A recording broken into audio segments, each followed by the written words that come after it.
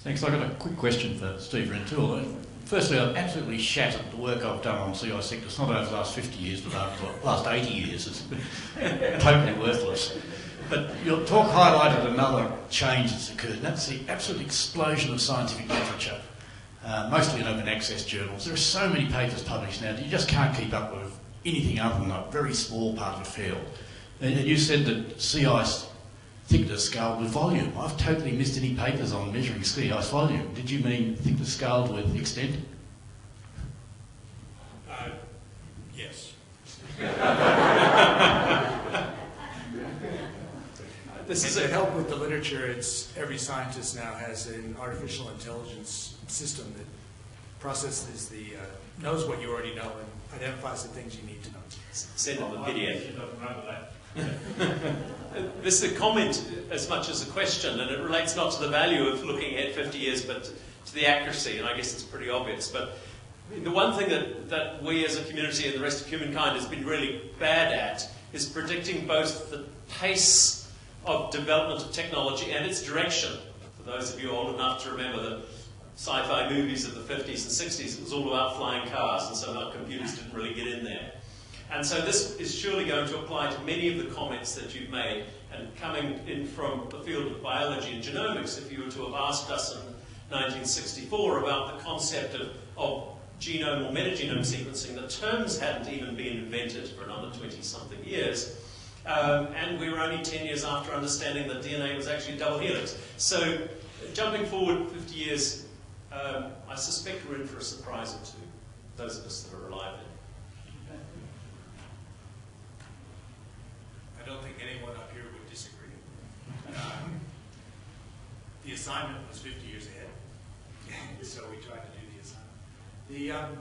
When I was thinking about it, I think I was struck both by how long a time 50 years could be in terms of trying to forecast, but also how short it could be. And there are some aspects in terms of, if you look at the models that are assessed in the IPCC reports for changes over the next several decades out to 50 years, for many properties, the changes are not dramatic.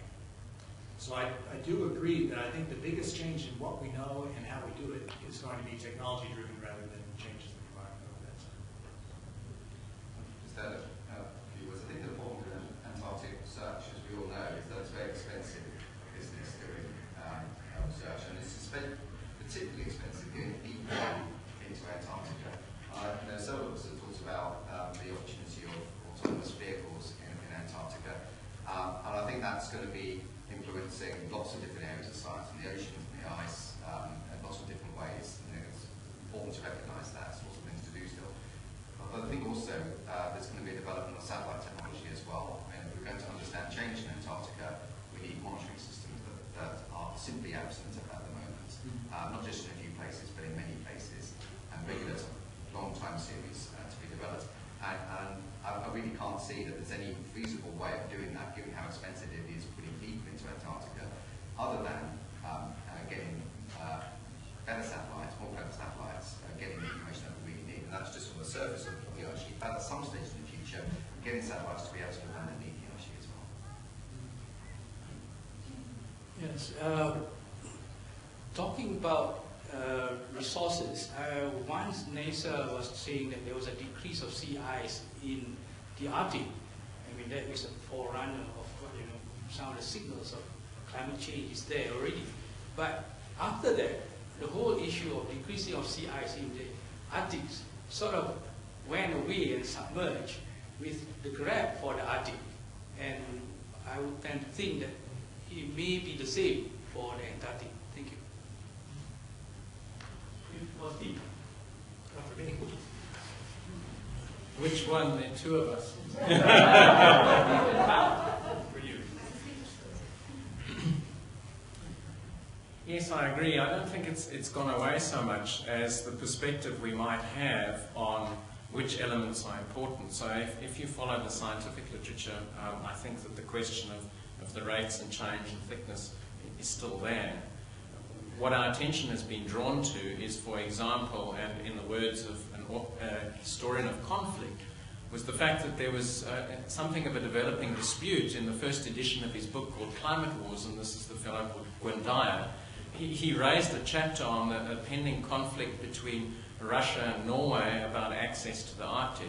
And then in the revision of his book, he had to remove it because they developed an agreement to continue exploiting the area together. So you're right in the sense that there will be changes in the political arrangements, and they may be very quick. And hence the fact that I drew attention to the fact that quite a bit of our knowledge of what's happening in terms of the natural world, we actually have sufficient information at our disposal to make some judgments on what we think we should do to limit that, but we aren't doing it. So, for example, in the audience here, and you will hear amongst our scientific colleagues, we've already shifted our baseline not to what we should do about the change, but how we should better understand the change and what we may expect in terms of its biological impacts. Now, that may just be because we've had a change in influence over the past couple of days, but it does strike me that we continue to shift our goals and our perspectives on what we think is important in the scientific area, and that influences what we think we can do as humans anyway. So I do think that we have this situation where we've accepted we're going to change, and maybe that will encourage us just to accept further change, because after all, once you pass that, gee, it's all going to change. Yeah, first of all, thanks a lot for all these very entertaining talks. It was really nice, and I think we should have started by the talks that would have given more ideas for this scan, especially with Steve projections. You were mentioning a lot about how much the environmental changes, the physical changes of the environment were somehow limited. But don't you think that the harvesting of the resources will be the major issue that will come into play? Because one of the things on the first Marta Timius poster is that the population will increase, and there will be a real demand for harvesting the resources, and that's where the tipping point in the ecosystem may be reached. So I don't know who wants to answer, if it's Jose or Steve. I'd like to hear your view on how this is going to really affect much more than climate change, Antarctica. Well, the obvious answer is that we're already good that we have major organizations working on that. So we have, CAMLR, for example, that is really addressing that. The other thing that I find is quite good is in terms of policy making with the entire treaty, and the Commission for Environmental Protection is actually looking at this very clearly. What is really one of the hot topics is actually the establishment of marine protected areas and its value. It's something that in the last 2 days we've been addressing that very clearly.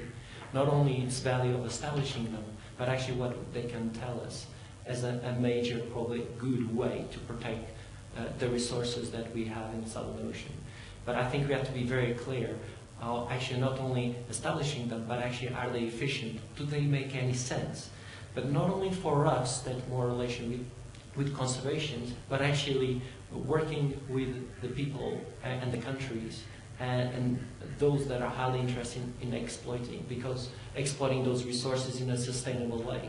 That pressure will definitely be high. And I think we have to combine these different disciplines, like we hear today, from the ice melting that will affect oceanography, that will affect the biology, that will affect conservation and politics.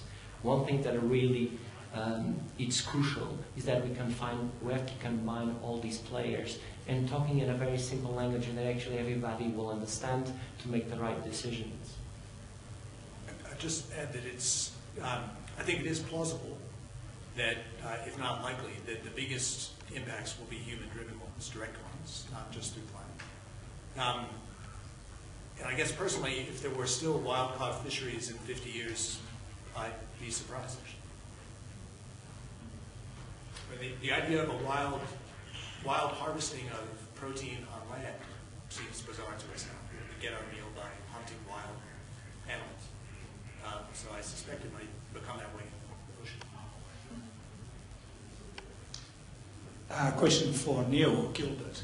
Neil, thank you for a very good speech and discussion on the treaty system and where we might go in the next 50 years or so. In two very clear paths, which I guess most of us would favour the latter. You also mentioned that the real tipping point is going to be in the next 10 to 15 years, which will be in, I would suggest, all of this room's lifetime. So that means there's an audience that can do something about it. And I'd be interested in your views on what next for this room. Yes, thank you, Peter. I think for me it's a question of how we build resilience into the political system now by the decisions that we're taking in the very immediate future, and how reliable those decisions are, and how we can make sure that they are based on the best available scientific information.